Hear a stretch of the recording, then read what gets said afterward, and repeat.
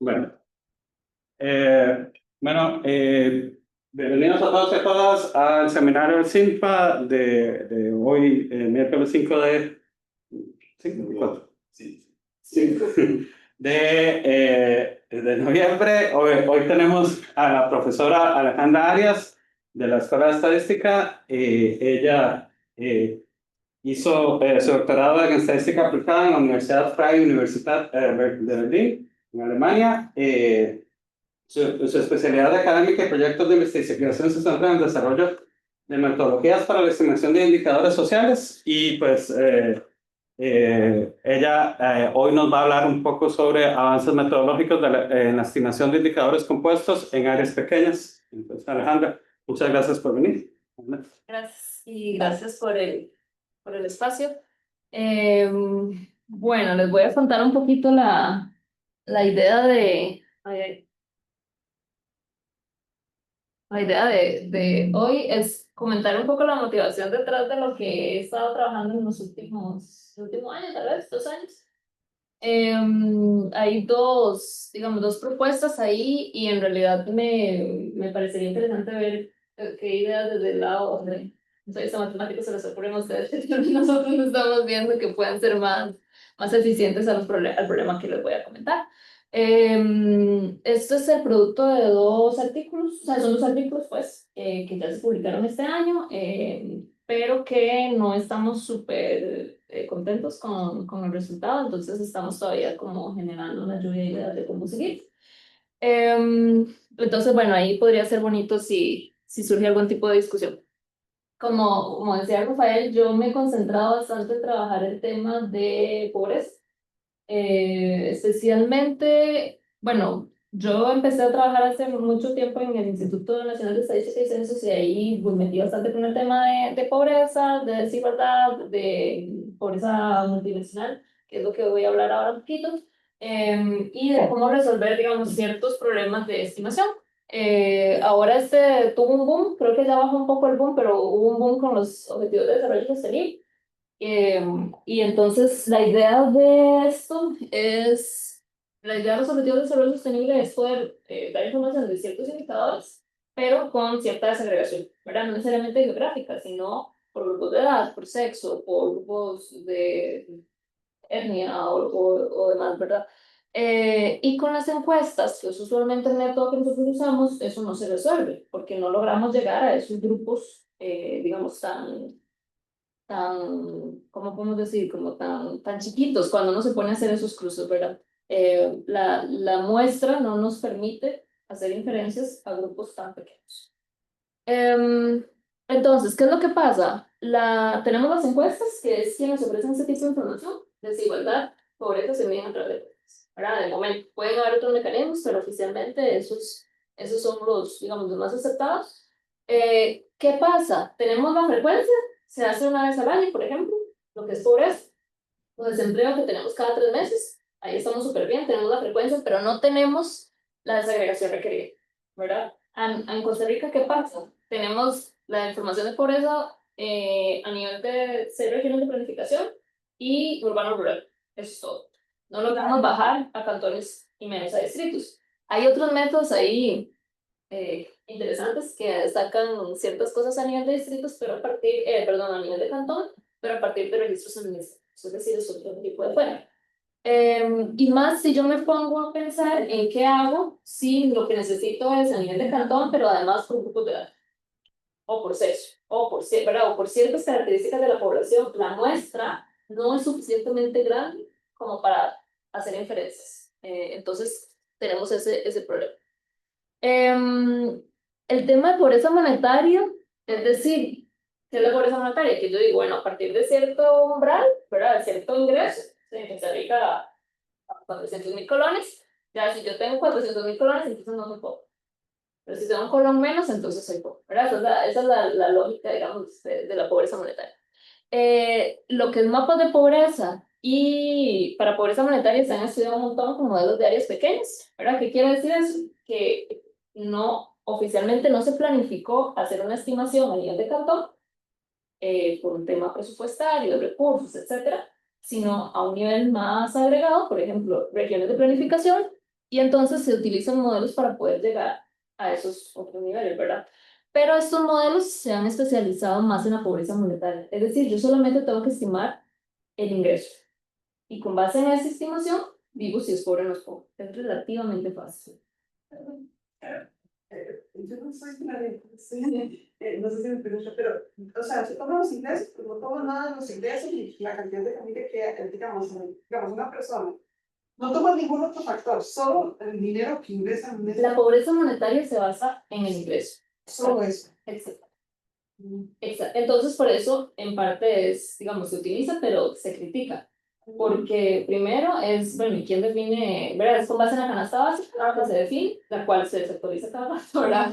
Bien, hay temas de inflación y demás, de qué consumen la gente, y entonces hay un montón de cuestionamiento y por eso es que aparece el tema pobreza multidimensional. Entonces, ¿qué es lo que yo voy a tratar de captar con pobreza multidimensional? ¿Cómo está el tema de acceso a Internet? ¿Cómo está el tema de acceso al agua, a la educación, al empleo? ¿Verdad? Hay como un montón de dimensiones que yo observo. Lo que pasa es que ya la estimación entonces no es tan fácil, ¿verdad? Porque tengo un montón de dimensiones. Yo ya no voy a estimar solo el ingreso, que era lo que tenía que estimar aquí para poder llegar a 14, por ejemplo. Sino que ahora tengo un montón de dimensiones. ¿Cómo se ve? Perdón, tengo ahí partes en español y partes en inglés porque las imágenes me dio mucha pereza volver a hacerlas. Entonces, bueno, NPI es lo mismo que índice de pobreza multidimensional. Entonces, imaginamos que tenemos estas dimensiones. Tenemos dimensión salud, que tiene unas tres, ¿verdad? Tengo acceso a seguro social, tengo acceso a agua potable, tengo acceso a servicio sanitario dentro de la casa, ¿verdad? Cierto tipo de características. Luego tengo información de educación, tengo de empleo, tengo de vivienda y tengo de otros servicios. Es decir, cada país va montando su índice de pobreza multidimensional de acuerdo a sus propias necesidades, ¿verdad? No es el mismo índice que se va a ver en Costa Rica que el que se ve tal vez en África, donde los indicadores, ¿verdad? Aquí, por ejemplo, acceso a electricidad no es un tema, pero puede ser que en algunos países de África puede ser un tema, ¿verdad? Entonces ellos definen sus propios índices. ¿Qué es lo que quiero reflejar en esta imagen? Es la complejidad de cómo se construye.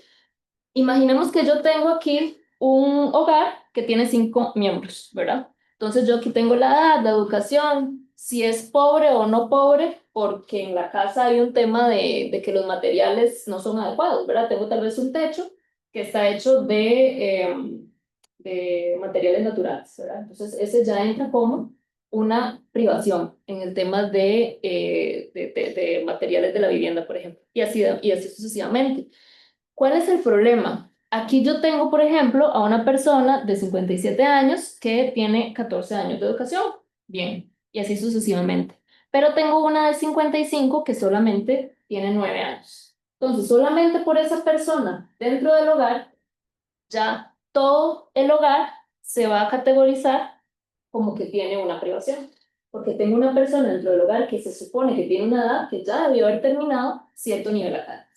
Entonces, la complejidad de esto es que, a diferencia de la pobreza monetaria, yo estimaba el ingreso del hogar o de la persona, porque usualmente se tiene la pobreza hogar, pobreza a nivel de individuo, pero aquí yo necesito para todas las variables que a mí se me ocurren, la información de cada persona dentro del hogar. Entonces, imagínense, es un montón de cosas que yo tengo que estimar. Y por ahí va el reto. Esto nada más es para contar cómo se construye. Digamos que nosotros tenemos una población con N individuos y J indicadores, es decir, cierta cantidad de indicadores en salud, cierta cantidad de indicadores en vivienda, cierta cantidad de indicadores en educación, en empleo. Ahora tengo, por ejemplo, en Costa Rica creo que son 19 indicadores. Bueno, y cada una tiene un peso dentro del índice y listo, ¿verdad? Entonces, ¿qué es lo que yo voy a hacer? Yo voy a decir cuánta gente tiene, por ejemplo, en Costa Rica, creo que es, si yo tengo más de 4 privaciones de esos 19, ya yo entro como multidimensionalmente pobre. Entonces, ven la diferencia de la del ingreso. El ingreso es, tengo un colón más o un colón menos, soy pobre o no pobre. En esta es por la cantidad de privaciones en las diferentes dimensiones que yo puedo tener. Entonces, bueno, ahí yo defino, dependiendo del umbral, si soy pobre o no pobre y qué tan pobre soy, ¿verdad? Entonces, yo puedo... Perdón, una pregunta. Los indicadores, el peso que tienes, ¿te refieres a que diferentes privaciones sí son, Ay, tienen un peso más fuerte que otros? Me imagino, ¿no? sí, exacto. O sea, porque no es lo mismo, digamos, tener una necesidad en educación versus en salud y eso se queda de forma diferente. Exactamente. Ya te sobré. Exactamente. ¿Qué quiere decir? Que, por ejemplo, aquí no lo puse todo, pero, por ejemplo, puede ser que empleo pese más. O una de las cajitas de empleo pese más que otra, ¿verdad? Entonces, en el de Costa Rica, creo que todos pesaban lo mismo, excepto una de empleo que tenía un peso más fuerte. La cosa es que obviamente todos los pesos me dan uno, ¿verdad? Pero, ujú. Pero cada indicador tiene su propio peso. Y aquí lo que quería nada más resaltar es que yo tengo dos partes. Una que es la incidencia, ¿verdad? Es decir, la proporción de gente que me cae como pobre, pero también puedo medir la intensidad. ¿Qué tan pobres son los pobres? Es decir, no es simplemente la persona o el hogar es multidimensionalmente pobre, pero tiene de las 19, de ahí tiene 10.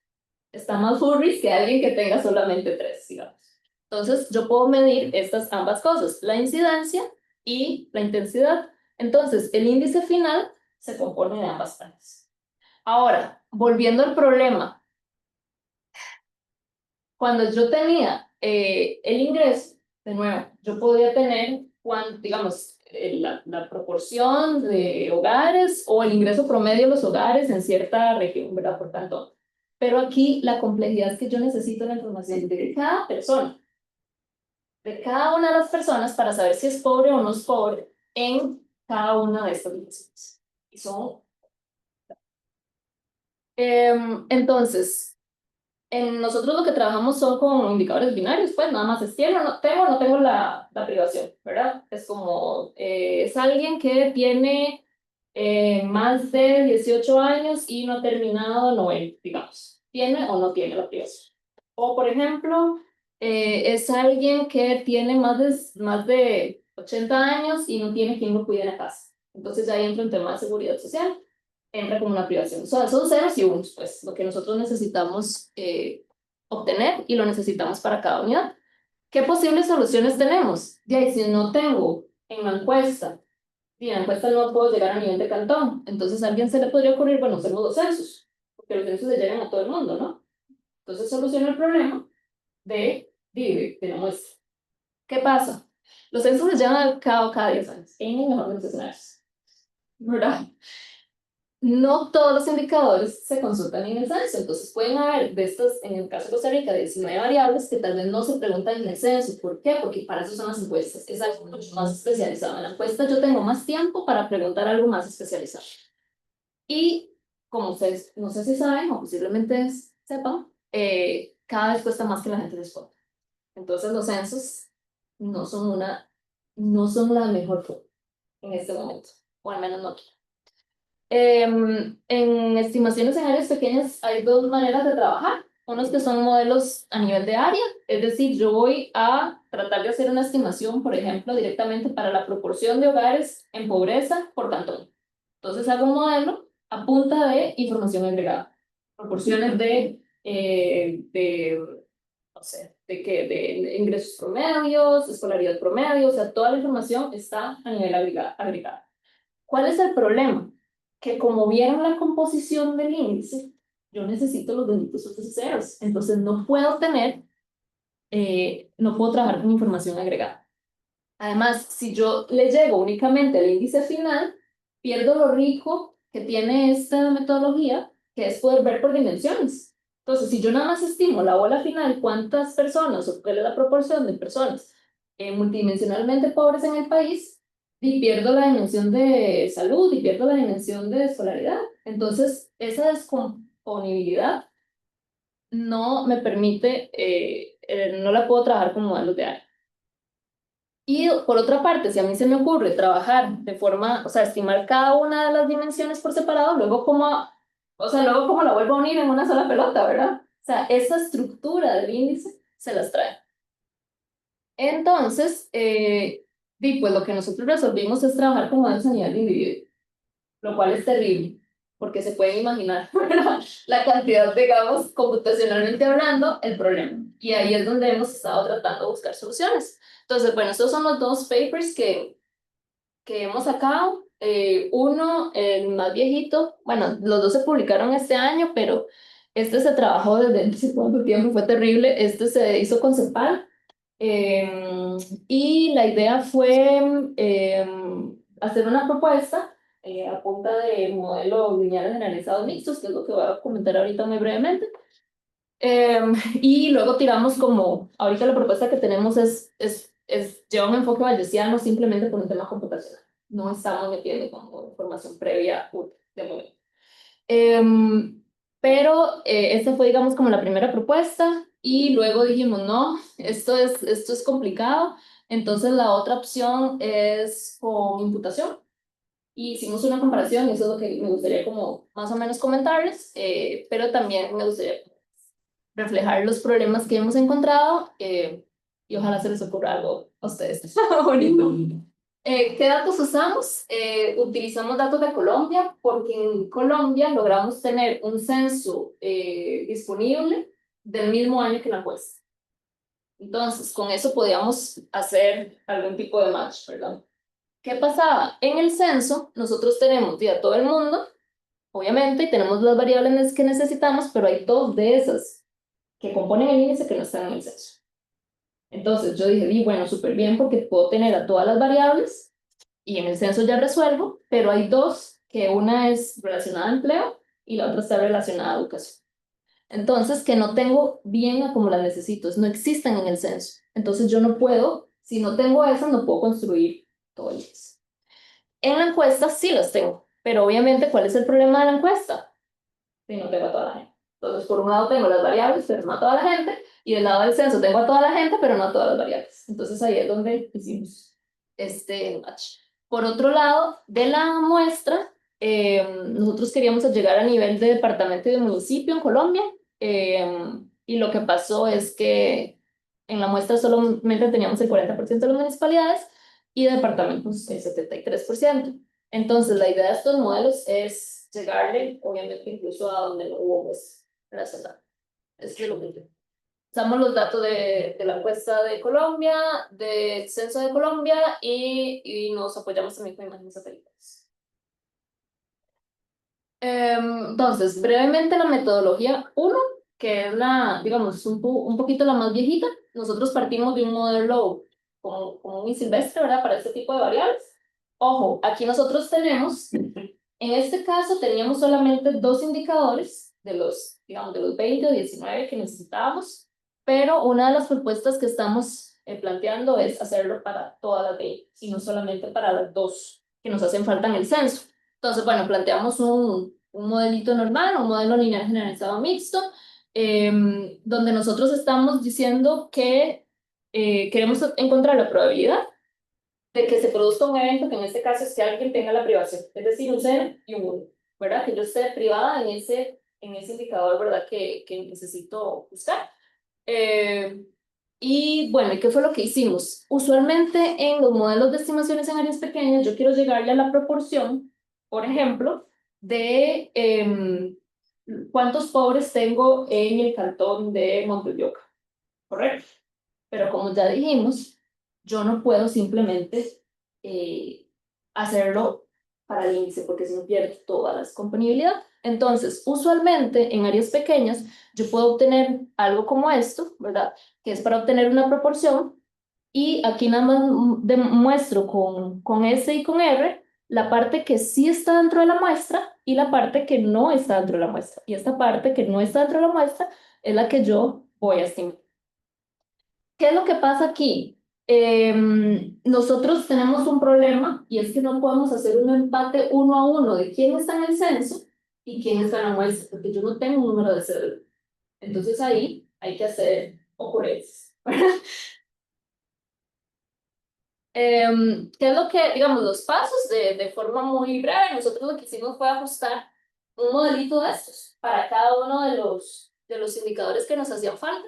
De nuevo, en este paper lo hicimos solamente para los dos, pero lo que estamos planteando es hacerlo para todo el mundo. ¿Por qué? Porque el censo se desactualiza muy rápido. Entonces, imagínense, yo estoy trabajando con un censo 2018, pero ya voy por el 2025. Y me quedé con parte de las variables del 2018 y estoy estimando variables para el 2025, eso no tiene sentido. Entonces, por la temporalidad, estamos pensando en mejor reestimar básicamente, o sea, pagar por encima de todo. Entonces, ¿qué es lo que nosotros hacemos? Bueno, pues estimar estos modelitos para cada una de las privaciones que son binarias, a partir de un conjunto de covariables que nosotros definimos. Y estamos, bueno, pues incluyendo en este caso un efecto aleatorio a nivel de área, ¿verdad? Que es lo que nos interesa. A nivel de área, en el caso de Colombia, de nuevo, para municipios y para departamentos. En el caso de Costa Rica, pues sería, por ejemplo, cantones o distritos. Trabajamos aquí con distribuciones superiores no informativas. Y esto, digamos que se nos cae porque obviamente todo el mundo va a decir, pero ¿por qué no le metió algo útil, verdad? Pero de momento trabajamos con distribuciones completas, o sea, con distribuciones superiores no informativas. No estamos incorporando nada de momento extra. Bueno, y definimos pues la probabilidad que necesitamos obtener.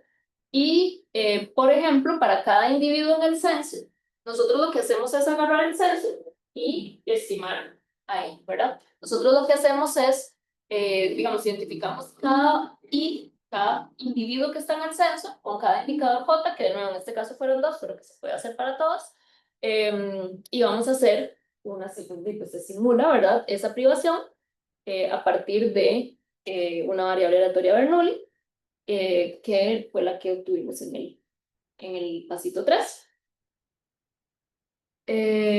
Voy a que lo voy a admitir. Perdón, hay alguien encargado de eso.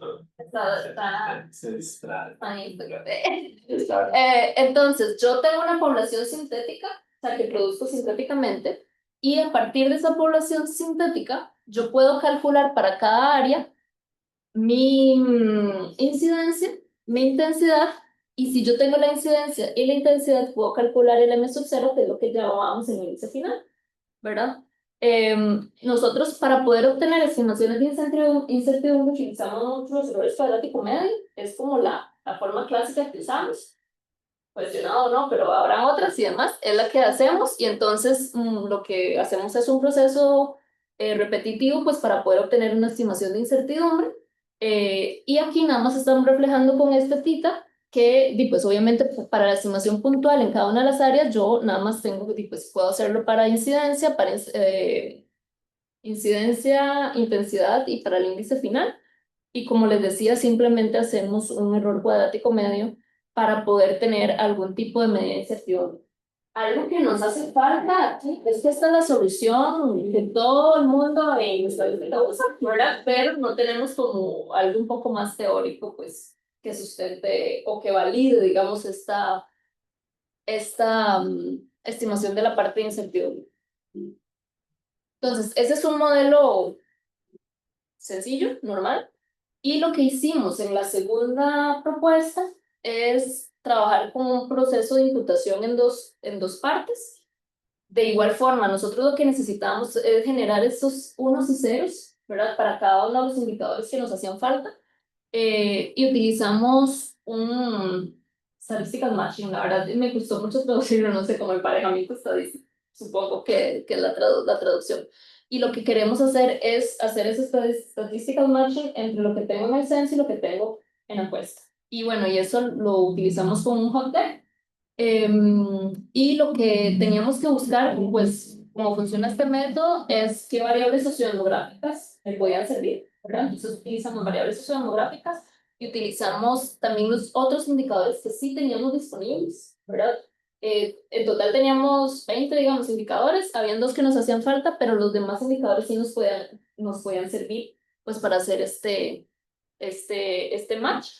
Entonces, ¿cómo funcionaba? Pues identificamos cada unidad dentro del censo y buscábamos algunos de estos registros en la muestra, ¿verdad? Y hacíamos un emparejamiento. Buscábamos algún donante que me diera estas características, ¿verdad? Que me permitieran luego reemplazar el valorcito. Lo otro que hicimos es que este emparejamiento o esta búsqueda de donantes lo hicimos dentro de cada área, es decir, para cada municipio, y esto nos permitió preservar un poquito, digamos, la información espacial, pero también reducir los tiempos de cálculo, porque si no ponerse a buscar donantes y receptores dentro de todo el censo, en Colombia son, ya no me acuerdo ni cuántos, un montón, mucho más que aquí, era algo terrible. Entonces, hacer este match lo hicimos por áreas de una vez. Esta primera parte de este emparejamiento, obviamente solamente lo puedo obtener para de la población menos la muestra, ¿verdad? Pero me va a quedar un montón de gente. Todos los que no estaban en la muestra, obviamente en esta parte no la emparejo, ¿verdad? Entonces necesito buscar una solución para los que no se lograron emparejar. Y ahí viene el segundo paso. Entonces, el segundo paso es una imputación fraccionaria o fractional hot deck imputation. Supongo que la traducción está bien también, ¿sí? Y lo que hacemos es crear un archivo completo, ¿verdad? Con ponderaciones fraccionarias para cada valor imputado. Entonces, ¿qué es lo que hacemos? Ahí hacemos cruces, ¿verdad? Con las variables que nosotros definimos como predictores. Ahorita no me acuerdo, pero muchas eran pues, grupos de edad, grupos etarios, grupos de etnia, las variables del índice, utilizamos algunas como características del lugar también. Bueno, todas eran variables categóricas para poder crear esta matricita. Y entonces las unidades o los registros que tenían datos completos son los que van a servir como posibles donantes y los que tengan alguna falta de información pues van a ser los receptores. Entonces, ¿qué es lo que nosotros hacemos? Bueno, se le asigna un posible peso. Yo voy a empezar a ver qué donante tiene más potencial. Y digamos, lo que voy a asignar es un peso pues fraccional, ¿verdad? ¿Cómo lo escojo? O sea, ¿cómo escojo a quién va a ser el final valor imputado? Entonces yo puedo decidirlo con base en el mayor peso fraccional que se le dio. Y de esta forma yo voy a tener un archivo, digamos, censal completo, que era lo que me hace falta. Entonces, nada más para recordar, a mí me hacen falta completamente 2 variables. Y entonces, esas eran las que nosotros necesitábamos de alguna forma imputar para poder tener todo el archivo, digamos, censal completo. Ahora, ¿cuál es el problema de este? Bueno, en realidad los dos tenían un problema computacional del tiempo, pero esta imputación así era una locura, porque él empieza a buscar donantes y a hacer pesos con todas las posibles donantes. Entonces, de hecho, tuvimos que usar el cluster que nos prestaron aquí, porque con Costa Rica tal vez no hubiera sido tan fuerte la cosa, pero digamos, en Colombia, pues obviamente hay un montón más de casos. No voy a entrar en la evaluación, pero nada más comentar que aquí hicimos una, una validación, hicimos una simulación basada en modelos. Este nada más es un ejemplo, hicimos ciertas cositas como, bueno, la perturbación de las variables, aquí metimos heteroscedasticidad en los efectos aleatorios, pusimos también, bueno, qué pasa si tenemos valores extremos, bueno, etcétera, un montón ahí de tonteras. Y aquí, bueno, nada más para comentar muy brevemente que lo que comparamos es este proceso de imputación en 2 pasos versus el modelo lineal generalizado. No siempre se veía mejor que fuera uno al otro, ¿verdad? Pero en este caso, cuando metíamos heterocedasticidad en los efectos aleatorios, sí teníamos errores cuadráticos medios, la raíz del error cuadrático medio o el absolute relative bias también un poquito más chiquito en la parte de la imputación, pero computacionalmente o sea, pensando en quién lo va a usar, como una oficina de estadística, es una locura. Entonces ahí es donde estamos todavía como tratando de afinar. Solamente para mostrar un poco, digamos, qué se logró, y esto, lo bueno es que el primer grupo con el que hice la primera propuesta es de CEPAL, y ellos sí tienen una injerencia muy buena, digamos, pueden actuar bien y pueden apoyar mucho a los institutos de estadística, entonces esto sí se logró replicar en todos los países de América Latina, la metodología. Pero desde ellos, ¿verdad? Ya pensando en la capacidad de cada país de hacerlo, y pues ahí hay que mejorar un poquito las herramientas porque sí son enredadas. Entonces, bueno, aquí lo que quería contar es que logramos esto, ¿verdad? Justamente tener H, que era la incidencia, A por separado, que es la intensidad, y el índice. Entonces, de nuevo, yo pude haber hecho la estimación directamente a esto, pero si hago la estimación directamente a esto, luego no puedo descomponer esto. O al revés, estimo esto y estimo el otro y luego como uno al final. Entonces, por esa razón es que necesitábamos hacer la estimación para cada, digamos, a nivel de individuo, ¿verdad? Y no de una vez una estimación agregada por área. Esto me permite también hacer esta descomponibilidad, la verdad, no sé si es la traducción correcta, que es por indicador. Estos son los indicadores que componen el índice, digamos, que utilizamos en este caso para Colombia. No se ve muy bien, pero por ejemplo aquí tenemos asistencia escolar, energía, seguro social, alfabetización, acceso a Internet, participación laboral, etcétera. Entonces, bueno, de nuevo, lo rico, digamos, de poder hacer esto es dar una interpretabilidad también por la temática, ¿verdad? Y no simplemente, digamos, que este es el problema de los indicadores sociales, que nada más se dice el porcentaje de pobres está, pero no se puede, obviamente, hacer ninguna actuación a cierto grupo poblacional o a cierta región porque no sabes en dónde está el problema. Entonces, la idea de descomponer esto es poder decir, bueno, en qué aspecto este es donde estamos más mal y en dónde geográficamente. Y este es un ejemplo de Arauca, que es una de los municipios de Colombia que no estaban en la muestra. Entonces, este es un ejemplo de que pudimos llegar, o sea, que pudimos obtener la información a pesar de que no estaba de toda la muestra. Y dentro de y pues también, nosotros podemos tener la descomponibilidad por dimensión, por indicador simple y también por intensidad y por incidencia. Em, ok, ¿en qué estamos ahorita? No sé si vamos muy rápido, pero no ok. Bueno, entonces, este enfoque es lo que utilizan muchos países de América Latina. Y aquí la idea es tratar de hacer algo útil, ¿verdad? Ustedes no sé si saben, pero digamos, el censo es una herramienta primaria para muchas cosas en el país, pero tiene muchos problemas. Entonces, de hecho, ahora, como uno de los terciarios, en la escuela estadística estamos tratando de buscar una solución de este índice y con un censo que tiene problemas. Entonces, ¿qué hacemos? ¿Verdad? Porque hay que buscar las formas, por ejemplo, registros administrativos, imágenes satelitales, funcionan, tienen bastantes limitaciones, pero algo nos aportan. Hay telefonía móvil, no sé, y hay que buscar, digamos, otras estrategias, otras fuentes para poder, digamos, tener algunos predictores útiles. Entonces, bueno, fue bastante, creo que ha sido bastante bueno en general para América Latina, pensando en el caso de que CEPAL tiene esta posibilidad de actuar y de llevarlo a las diferentes oficinas de estadística de los países, pero no ha sido una herramienta tan sencilla de manejar, ¿verdad? Computacionalmente es una locura, hay que especificar 20 modelos, ¿verdad? O sea, no es tan, digamos, tan amigable. Solucionamos, ¿sí? Logramos tener cosas que tienen sentido, sí, y llegamos a los niveles que queríamos.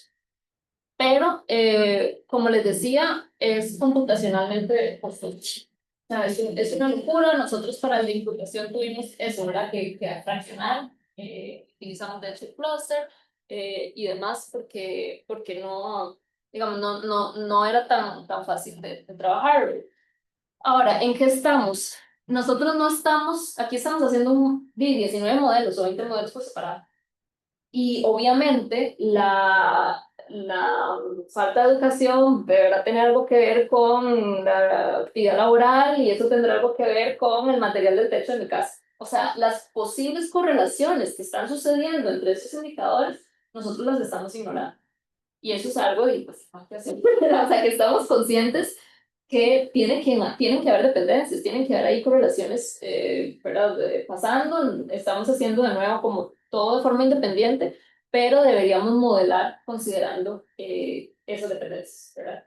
Entonces, no la estamos tomando en cuenta, pero sabemos que hay, ¿verdad? Hay correlaciones, obviamente, entre las dimensiones, entre las grandes cajas y también entre las chiquitas, ¿verdad? Entonces, eso es algo ahí que si alguien se anima, se puede inspirar o nos puede inspirar.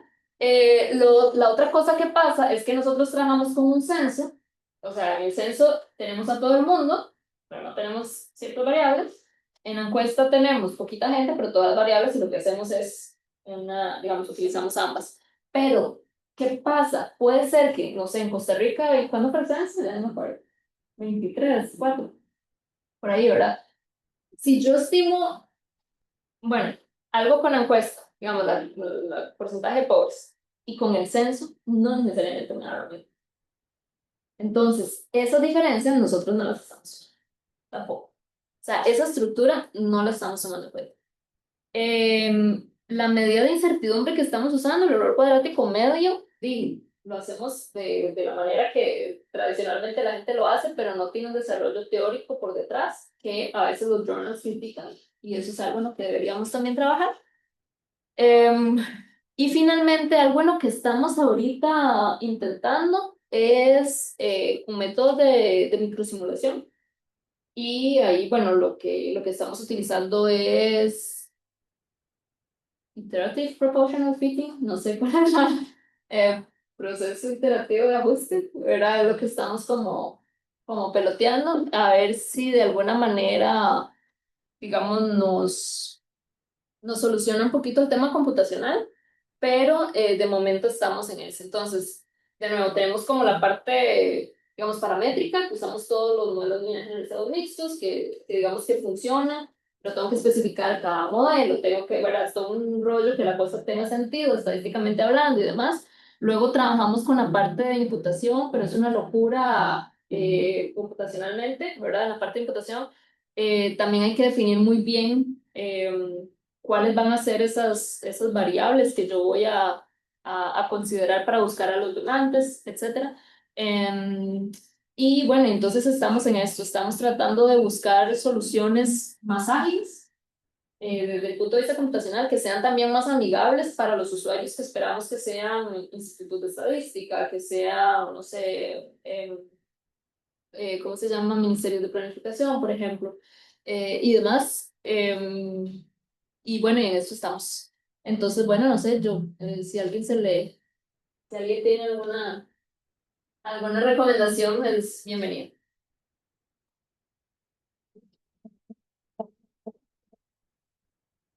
Gracias, Alejandra. ¿Preguntas? Muy enredado, muy... ¿O en el chat también? No sé si como le dije, un poco las consideraciones que mencionaste. No, cuando hablaste de emparejamientos, se me ocurrió vincularlo con teoría de juegos. Ahí se trabaja con emparejamientos, pero no sé si tiene relación, porque Yo pienso que lo que nosotros hicimos es algo mucho más sencillo, ¿verdad? Que es un hot tech. Pero puede ser interesante, digamos, ver qué aplicaciones han tenido ustedes en el campo de emparejamiento, yo estaba pensando en teoría de juegos, y de hecho, me recuerdo porque también usaba el concepto como usante y el receptor. y receptor.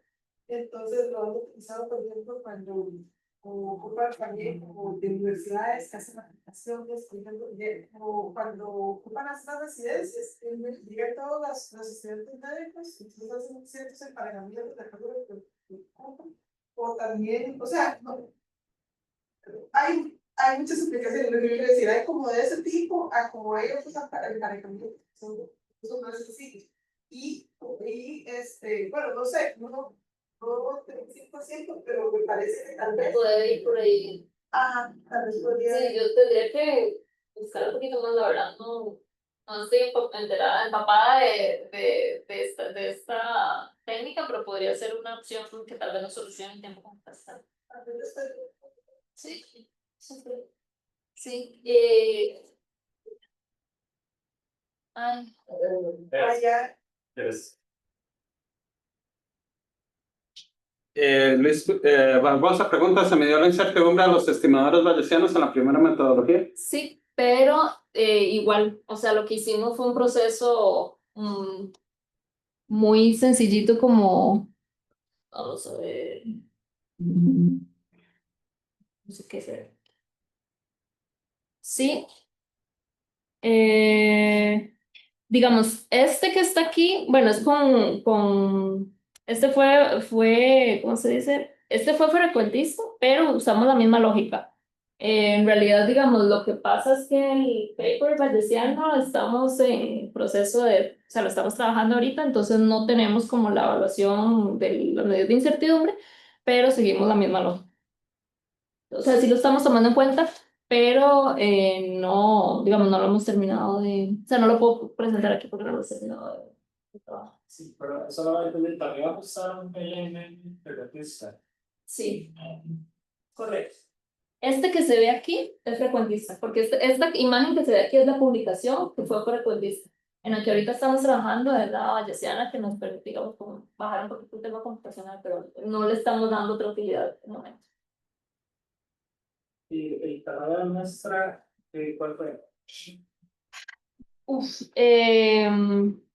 Digamos, lo que pasa con el tamaño de muestra es que como uno tiene que verlo, o sea, como a nosotros nos interesan áreas pequeñas, entonces yo tengo que ver el tamaño de muestra por departamento o por municipio. Entonces, como mencionaba aquí, el tamaño de muestra en algunos casos es cero, porque la municipalidad ni siquiera salió a muestra. O sea, cuando ¿esto qué quiere decir? Por ejemplo, aquí en Costa Rica, el tamaño de muestra a nivel de cantón, en muchos cantones es cero.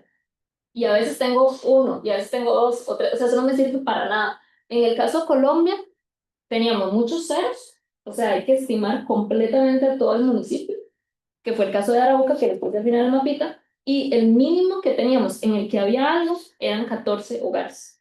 O sea, es demasiado poco. ¿Qué pasa? A veces tenemos 14 hogares, y por ejemplo, Costa Rica pasa también. Tengo tal vez por ejemplo, hay cantones que no salieron del todo de la muestra de distritos ni para qué, ¿verdad? Por eso es que no se da información a nivel de distrito. Pero puede ser que pasa con Pérez Celedón, creo que la verdad no me acuerdo cuál de los cantones, de que hay algunos que ni siquiera salen a la muestra y Pérez Celedón salen como 800. Entonces, ahí la estimación puede ser muy buena, ¿verdad? Pero, en otros tengo cero, entonces ni siquiera me da para hacer nada, ¿verdad? Entonces ahí es donde entran estas ideas. Y bueno, ahí les dejo los papers por si quieren matarlos en algún Una momento. pregunta rápida. La correlación, que sé que no lo han estudiado, pero eso potencialmente les podría ayudar a que fuera más fácil para hacer match y cosas así, ¿no?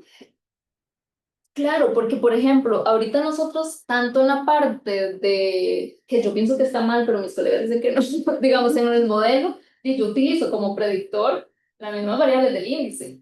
Y para mí eso está mal, porque yo estoy prediciendo algo y hay una correlación ya con las que estoy usando como predictoras. Entonces, a mí Alejandra me hace mucho ruido, pero de alguna forma tengo que considerar que estoy prediciendo algo, digamos, estoy prediciendo el empleo, ¿verdad? Sí o no, estoy empleado o desempleado, digamos, pero en las predictoras que estoy usando un montón del índice que están correlacionadas con esta. O sea que hay algo ahí que no estoy, digamos, como resolviendo, ¿verdad?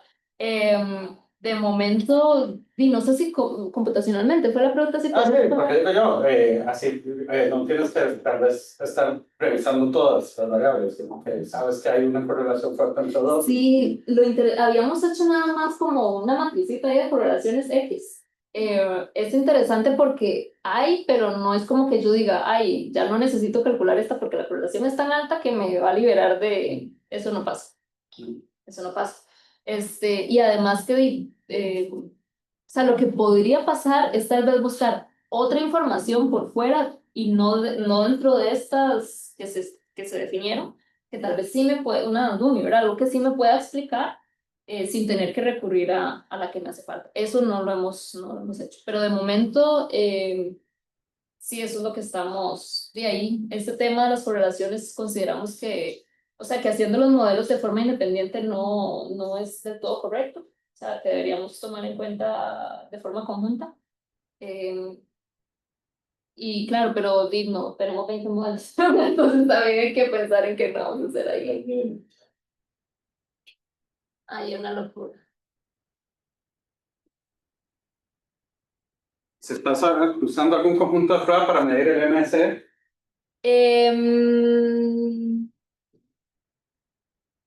No sé a qué se refiere como conjunto de prueba. O sea, lo que hicimos fue uno. Ajá. Sí, pero no. Digamos, por ejemplo, la simulación que hicimos dos. Una salió bien y la otra salió mal. Porque como tenemos, obviamente, por ejemplo, donde tengo toda la información es en la encuesta. Entonces, lo que nosotros podemos hacer es agarrar la encuesta como si fuera lo real y dividir, ¿verdad? Y entonces ahora la encuesta va a ser mi censo. Y de ahí yo saco una muestra. Y esa fue la forma en que nosotros revisamos, ¿verdad? Es como, ahora la encuesta va a ser mi universo, pero yo obviamente tengo que empezar a sacar solamente las áreas que sí estaban bien, o sea, ya se me reduce mucho el conjunto, o sea, mi valor poblacional real, que en este escenario simulado, digamos, a partir de la encuesta, esa va a ser mi población. Entonces, ¿qué fue lo que nosotros hacemos? Empezamos a extraer una muestra, hacemos el proceso, lo hacemos otra vez, lo hacemos otra vez, y de ahí sacamos estimadores de incertidumbre. Esa fue una y la otra fue, digamos, totalmente simulada. O sea, generamos toda la población, generamos todo. Y así fue como hablamos también en el EC, o sea, se hizo en dos contextos. Ujú.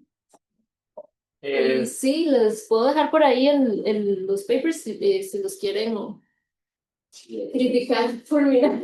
Ya es muy tarde porque ya los publicaron, pero bueno, no sé, es que no sé cómo pasar aquí.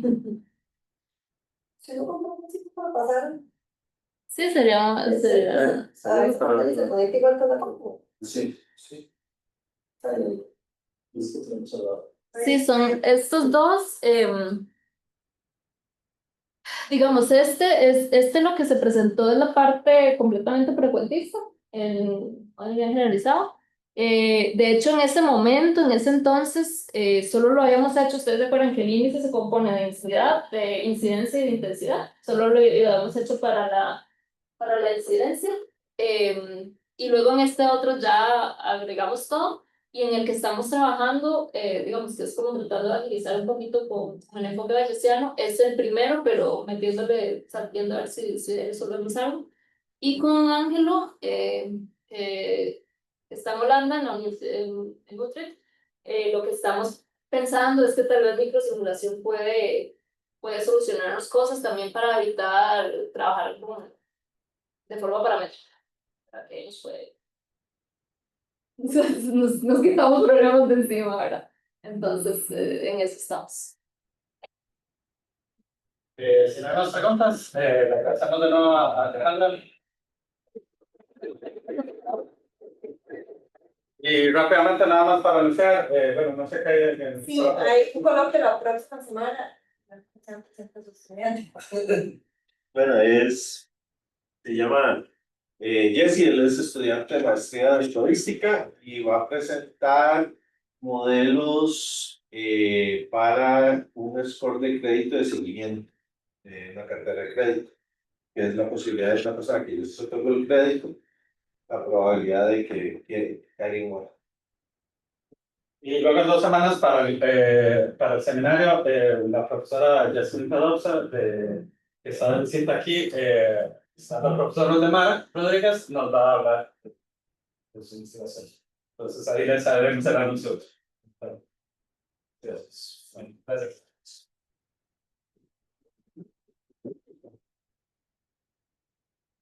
Pues cerramos.